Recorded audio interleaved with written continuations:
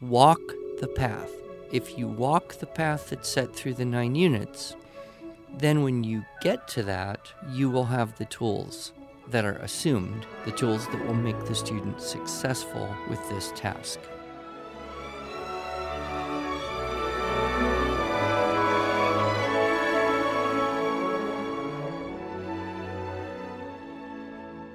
Hello, and welcome to the Arts of Language podcast with Andrew Pudewa, founder of the Institute for Excellence in Writing, or as many like to say, IEW. My name is Julie Walker, and I'm honored to serve Andrew and IEW as the Director of Marketing. Our goal is to equip teachers and teaching parents with methods and materials which will aid them in training their students to become confident and competent communicators and thinkers.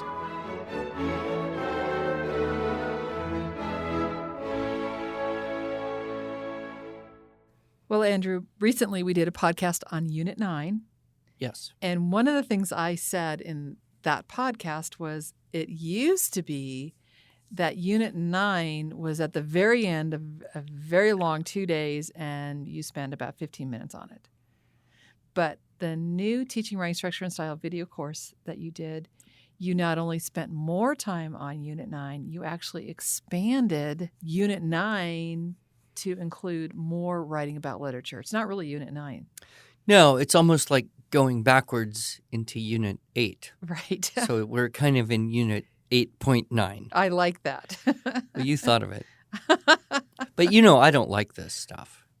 Well, and I think the reason you don't like it is you haven't spent as much time wrestling with it. But this is the world that English teachers live in, and they love this stuff. And a lot of the requirements, the standards out there, ask students to respond to literature. Yes, or I know. That's how Yeah. I got into this Yep. horrible world. I don't know that it's that horrible. I was working for a school district in California, and they had their state, well, it was actually a district standards Okay. that they had, So just localized. just district standards, and one of those was response to literature. Mm-hmm. So they would give a grade 4, 5, or 6 student a story or a piece of writing Mm-hmm. and tell them to write about it and, tell what you think. And they weren't doing well with this because what they found was that the students at that age would either just retell that story Right. or they wouldn't be able to do much at all. And so the teachers were struggling, how do we prepare kids for this district-wide assessment that is very important to us? And this was a little bit above and beyond a Unit 9 formal critique, because a formal critique does summarize the story, Yes. and you have an opportunity to tell whether you like it or don't like it. Yeah. So this was really the first of the hybrid models Mhm, mhm. that I came up with very reluctantly, I Mm. will confess. Mm-hmm. But because I was desperate for business, because I wanted this school district to continue to Mm-hmm. believe that IEW had the answers to their needs, I hammered this thing out in a hotel one night and brought it in to the teachers the next day. And But said, it's still based on the structure and style Okay. approach. Yeah. Sure, yeah. It's Yeah. just, like I said, a hybrid. You Right. cut some pieces here and there and put it back together, Mm-hmm. and then hopefully you get what they want. And I think it was very successful. In Right. fact, one of their teachers now works for us here Yes. in Oklahoma. She Yes, moved she does. from California to Arkansas when her husband retired. Yep. And so she's now on our school's division team, Yep. helping other schools who have this need Mm-hmm. see that, yes, we can get you there. No matter what there is. The one caveat I would give to people looking at this writing about literature section of our TWSS, please don't jump there. Please don't look at this thing as a smorgasbord and say, aha, Right. that's what we need in April.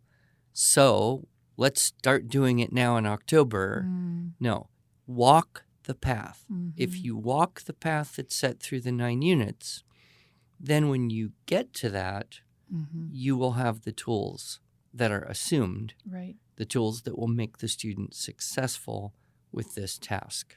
So you don't have to keep practicing month after month after month after month after month to prepare for the test. It's better just to walk the pathway. I'm absolutely sure of that. Yeah. Great. Good. So I also know, and you're going to talk about this model in just a second, but I also know that after you taught it for the Rockland School District in Northern California, word kind of leaked out that you were doing this, and we asked you to speak on this at our Writing Educator Symposium, and people just loved this because, like I said, high school teachers in particular, but really all teachers want to be able to know what to do when it comes to literature. How do we write about literature? Short a writing book. So, Yeah. response to literature. What's the model? Well, we started essentially with the idea that they needed to teach this in grade 4, grade 5, and grade 6, and that we would come up with a simple model that could be taught in grade 4. Then we would add a little bit to it for the grade 5 and add a little more to it to the grade 6. Now, that's fairly arbitrary. That's just because those were the teachers I was working with at that school at that time. I think the model easily applies to middle school and maybe even high school, Yep. especially in a beginning step toward this writing about literature idea. So the simplest model was to do a 4-paragraph composition Mm-hmm. with an introduction similar to Unit 8, and then a 1-paragraph summary of the story. Okay. That can be a bit of a challenge Mhm. depending on the length of the story, but you're essentially just writing 1 or 2 sentences about the characters and setting, 1 or 2 sentences about the problem or conflict, and 1 or 2 sentences about the climax and resolution. So you're squashing the 3-paragraph story sequence chart or the middle 3 paragraphs of the Unit 9 critique. You're squashing that into 1 paragraph. And then you're done retelling. You've set the reader up. You've done the summary. Now you move into some sort of response to that. Okay. A response, of course, is what do you think about that? Oh. And most of the time when you ask, 11-year-old kids, what do you think about that? Their answer is, I like it, or I don't like it, or it's cool, or it's dumb. So, how do you get beyond that? Right. That's the real question, or they may even go up to a higher level of sophisticated.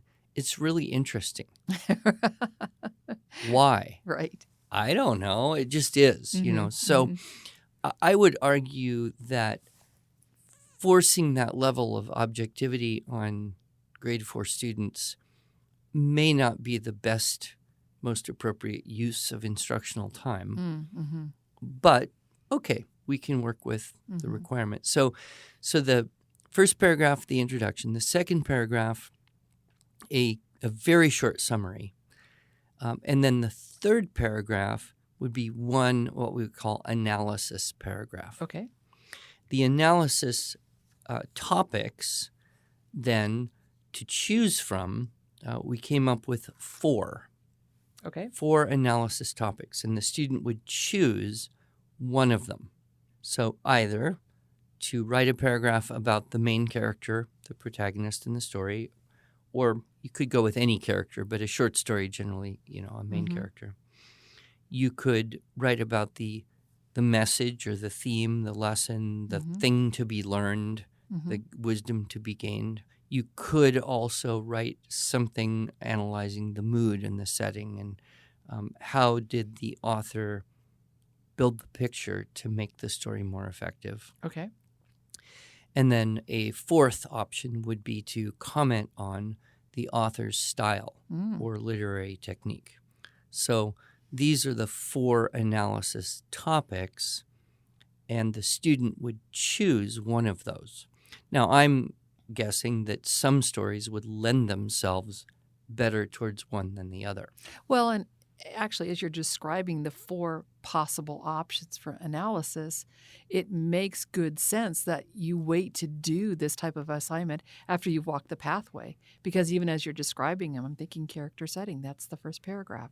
That's the mood. That's kind of the style. They recognize style because they've been using style. Exactly. Message or theme, sometimes that comes in the conclusion. So yeah, this is great. This is the right timing for this. That's why it's kind of a hybrid. You're grabbing pieces and elements of thinking that you've been practicing all the way through. And then the 4th paragraph would be a conclusion, which would be similar to the critique conclusion. Only one of the things they really wanted these kids to do was to make a personal connection.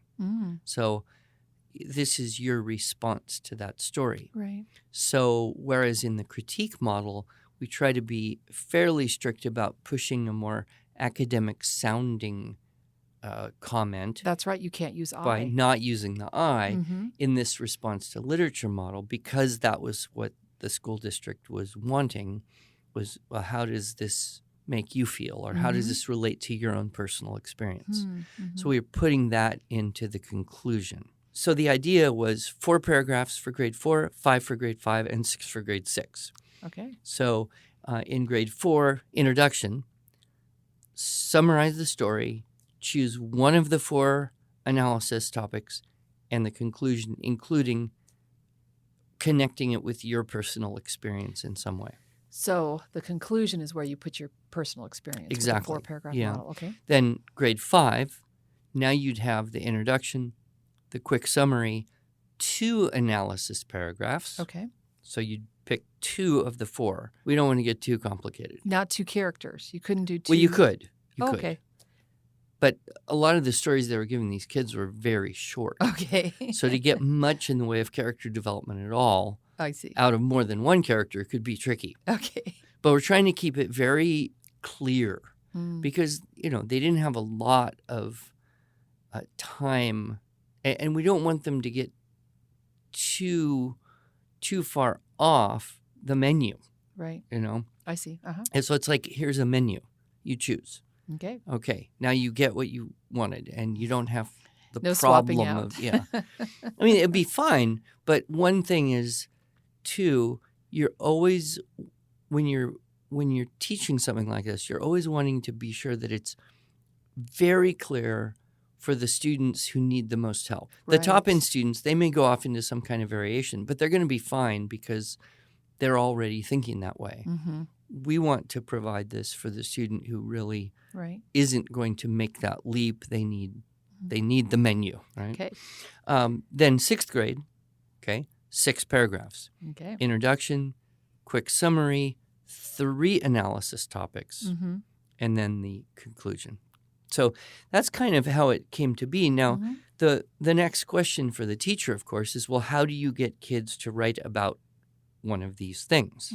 If you just say to a 11-year-old kid, write a paragraph about the message or theme, that's kind of like the blank page problem. Yes, that's going back to Unit 7. It's well, what do you think it is, and what do you say about what you think it is? So that moves us into the world of the sub-menu of questions. Okay, right? Of course, yep. So we've been teaching all the way through. The trick to think of stuff is ask questions. So in addition to those 4 analysis topic options, we put in the questions, right? So here, for example, would be questions if you wanted to write about one of the characters. Okay, what character displays a particular character quality? Now, how do you know that? So then the student has to give some example from the text. Okay. What did the character do, and why did he do it? So you find one action that the character did and try to explain his motive. How did the character affect others in the situation? How did the character change over the course of the story? What did the character learn? So and how did he learn it? So you're always trying to say, okay, if you're going to say he learned to be patient, find the incident, find the moment in the story where that is evident and reference that. Okay. So getting into that world of literary analysis where you go to the text Right. to support your claim. So in response to literature, are you doing that? Are you going and citing? Are you including quotes from the story to include in your paper?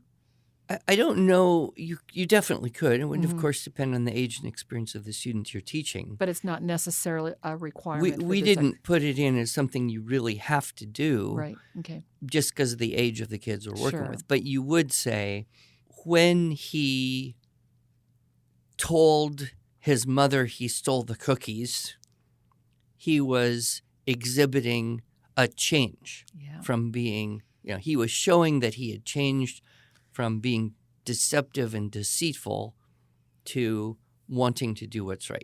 Some dumb thing like that. Yep. Here was the funny little incident that happened.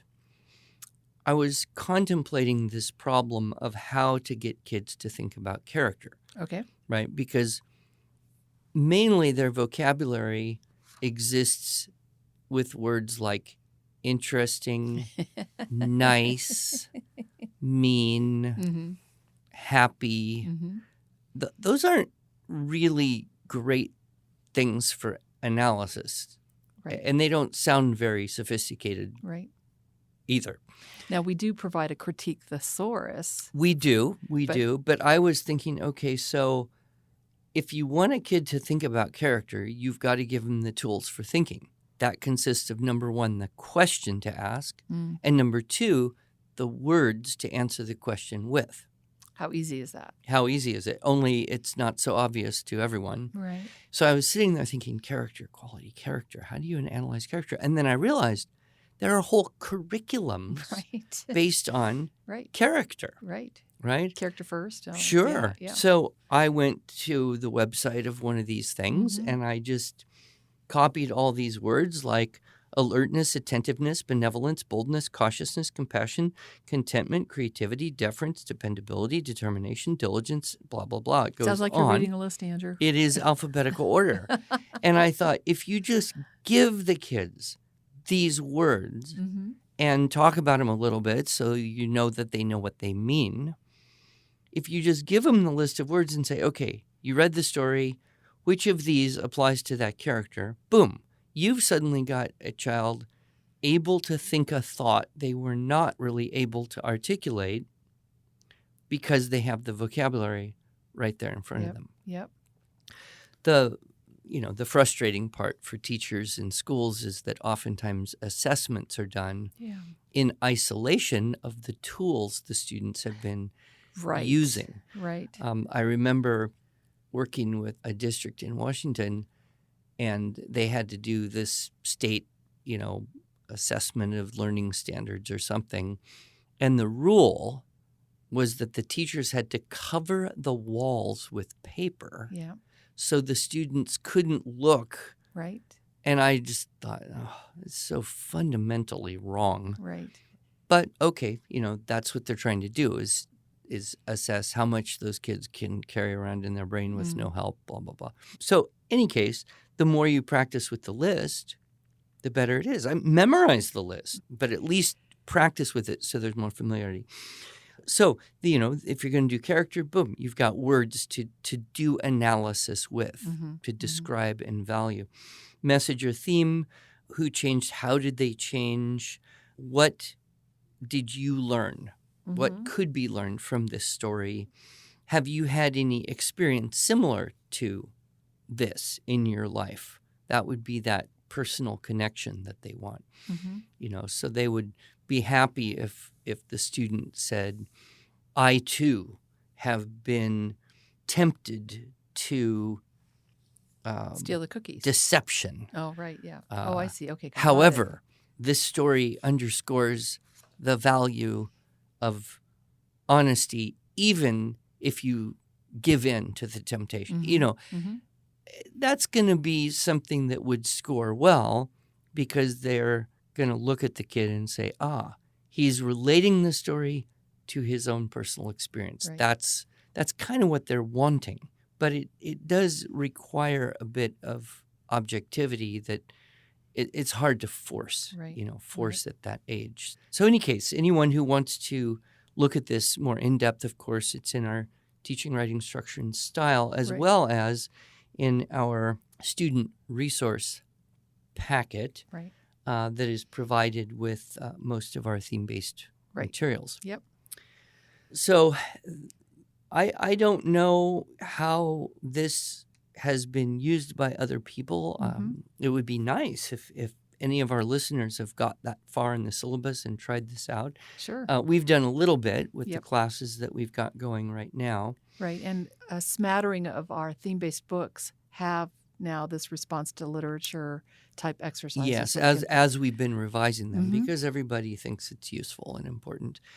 The other thing that we introduce either with this, if the student is old enough, Mhm. or in the next section we'll talk about the literary analysis, is the TRIAC Mhm. paragraph model. Yep. So that is a case where you kind of have to figure out, are the students old enough to get this idea? Right. And if they have the experience and the maturity, teach it. And if not, Right.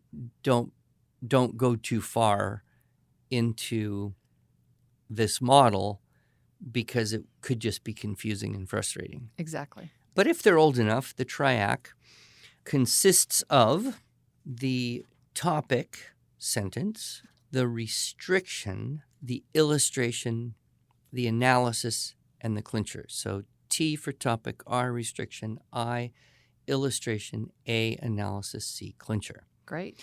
Analysis there in the more broad general sense. Okay. In the specific sense, analysis means break something into component parts, discuss the relationships, make a value judgment, Hmm. right? Do some critical thinking, so to speak. Mhm. In this case, we're thinking more in a general way. How does that example support what you're trying to say? Or what's the impact, the significance, the value of that in what Mhm. you're doing? So with the literary analysis essay, there's a couple changes. Okay. One is you entirely drop the summary, right? Okay. And you assume the reader already knows well the piece you're writing about.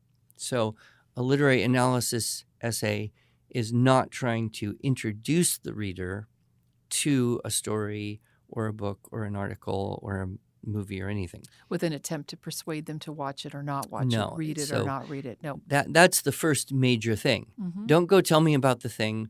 I already know this story. Right. You and I are having this discussion Mhm. with the presumption that we both have read it, we know it well, and so dispense with the unnecessaries. So that's the first thing. The second thing is that we get rid of the how do you feel about this? Mhm. So a literary analysis is not a response to literature in that, please tell me how this affects you personally. Hmm. No, it's really a very academic exercise Mhm. in trying to understand how the author does what the author does. Right. So back to the no I. Yeah, back to the no I. Mm-hmm. So in that sense, we're moving further from Unit 9 toward the Unit 8. And this is where the TRIAC paragraph can be very useful. Right. And this also is where we require, essentially, the model requires Mhm. that you have a thesis Okay. statement. That is something you're going to say about this story. Mm-hmm. And then you're going to kind of prove your statement by citing examples Okay. from the story and explaining how that example supports your thesis. My boys did a lot of this in high school. They'd I'm read sorry. no. Well, and I'm just going to not argue with you, Andrew, but maybe persuade you a little bit. I know that you've said that writing is having a conversation with yourself. Yes. So as they were doing literary analysis about the books they were reading, and these were good books, good and great books, they actually learned to appreciate the books even more Mm-hmm. because they understood them more, because they had to think about them as they were having Well, conversations. and that would with be us. the goal, Mhm. certainly. Mhm. One of my concerns is that if you force a child into this before they're really ready Yep. in terms of maturity, thinking skills, comfortability with the whole writing process thing, or you thrust them into it without giving them enough support and help, Yep. you do run the danger of them starting to hate the literature itself. And I totally understand that. And I've seen the way you taught this unit, how you teach this unit. And it was similar to how my boys were taught this type of writing, because they had conversations about the book with their classmates, with their tutor, and then they went and wrote about it. So they knew what to write, and Yeah. they had some more things to say that they didn't have time to say in class because there were too many other people saying things. But now they had an audience. Yeah. I mean, I'm always sensitive Mm-hmm. to, if I give an assignment to students, two things. Number one, would I personally be able to do this assignment given the information that I gave them? Right. Is there enough information, modeling, help, Mm-hmm. sample, idea, that they could say, yeah, I know what to do? Right. If the answer is no, well, then we're not ready for this. Mm-hmm. The second thing is does this assignment interest me at all? Right? Mm-hmm. Because if it doesn't interest me at all, and I'm a relatively easy to interest person, at my advanced age and broad level of experience and interest, if it doesn't kind of prick an interest in me to do it, well, then it's not likely to do that for them. Mm-hmm. And that's not going to be a good experience. And then they'll come out and saying, well, I really hated doing that. Right. So, those are the two things I'm always thinking is, does this assignment give me a spark, the tiniest spark of interest? Right. And do I think I could do it if I were on the other side of the table here? Well, and I think that's kind of true across the board. My favorite class in high school was English because I had a remarkable English teacher. Yeah. My least favorite class was biology because I had the Gestapo of biology teachers. So I think it's really important for students to be in an environment where the teacher loves what they're teaching. Mm-hmm. And they do that with you. Yeah, my least favorite class was biology. My second least favorite class was English. My third least favorite, I don't know that, I guess if I had to pick one, I'd say it was Latin 1 Really? because the teacher was cute. Oh, I guess that counts. Yeah. Anyway, so with the literary analysis, you have to have some type of thesis, Mhm. something you want to prove. Now, Mhm. oftentimes the assignment will give a prompt that will help with that. So a very simple type of prompt would be, okay, here's an Aesop fable, take your pick, Hare and the Tortoise. What values does this story teach? Great.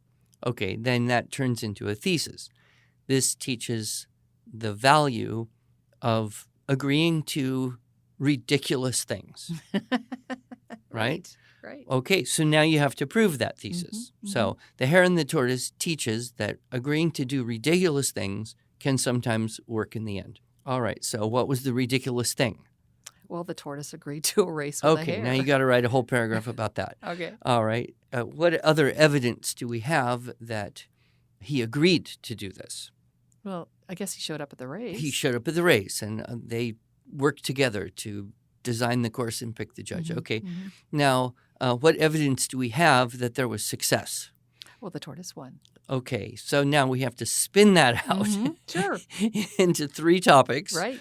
And in the end, we would say, therefore, it's very clear Right. from the text Mhm, and the inferences we can make mhm. that it can sometimes be very beneficial to undertake ridiculous things. Right. All right. There you go, kids. Were you listening? There is your literary analysis Yeah. on the Now, tortoise and the hare. more obvious one would be persistence wins, but it Right. wouldn't have helped unless Providence had favored the tortoise by causing the hare to get cocky or sleepy or tired or Yep. whatever. Yep.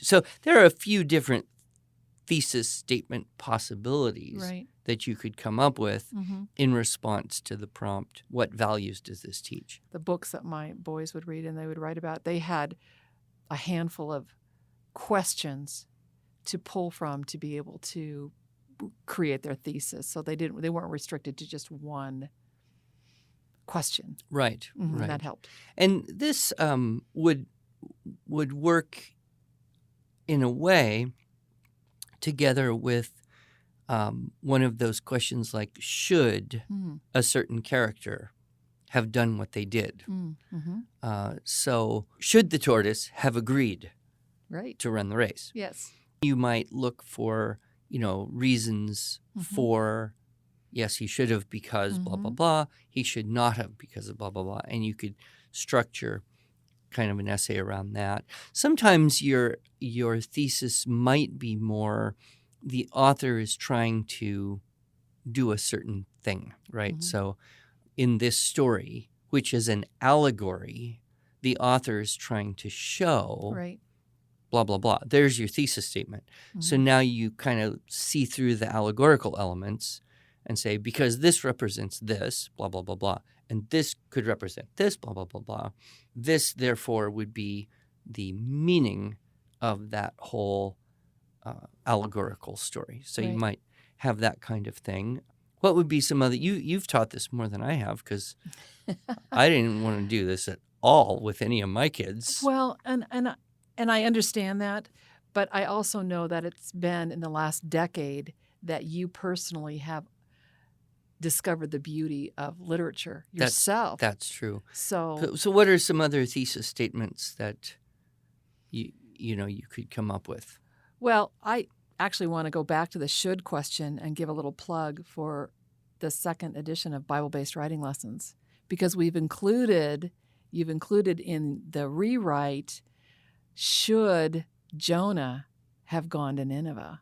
Right. And there's more to the story than just, getting swallowed by a great fish and getting spewed out. Nineveh was a really evil city, and maybe Jonah was justified in saying no. Those kind of questions that, are coming out. Should Aaron have listened to the people and created the golden calf? Well, Right. we know the answer is absolutely not, but let's consider the other side. And I love that thinking that goes with it as you consider the other side. It reminds me a little bit of what we were talking about the other day with how it sets people up for debate, knowing both sides, that persuasive Right. essay Yep. model to We know were both talking sides. about that. Yep. Mm-hmm. So let me just ask you this then. This literary analysis, this response to literature, you've kind of already said it, but I just want to be more direct. When should a parent introduce this type of writing? At what grade level? At what level of experience with IEW? What's appropriate? Oh, I'd wait as long as possible. What do Well, you think? Well, and it says here in the TWSS, you say, don't do this the first year. If you've got a year or two of IEW under your belt, then maybe you can look into this.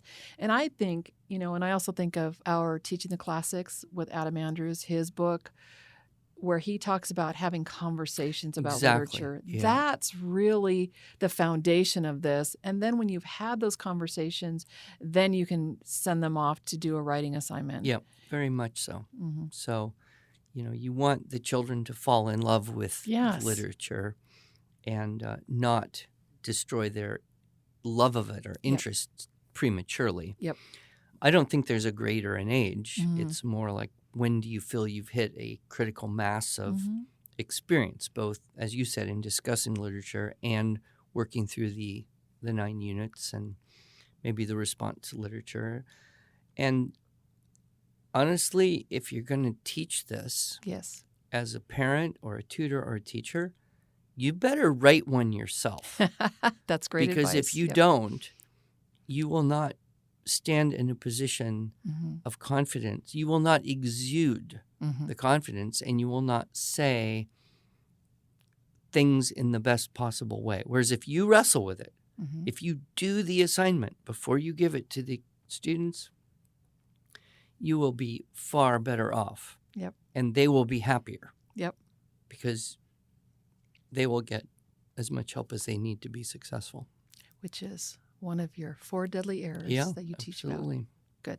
Well, thank you, Andrew. This has been very helpful. All right. I hope so. Okay. All right. Till next time.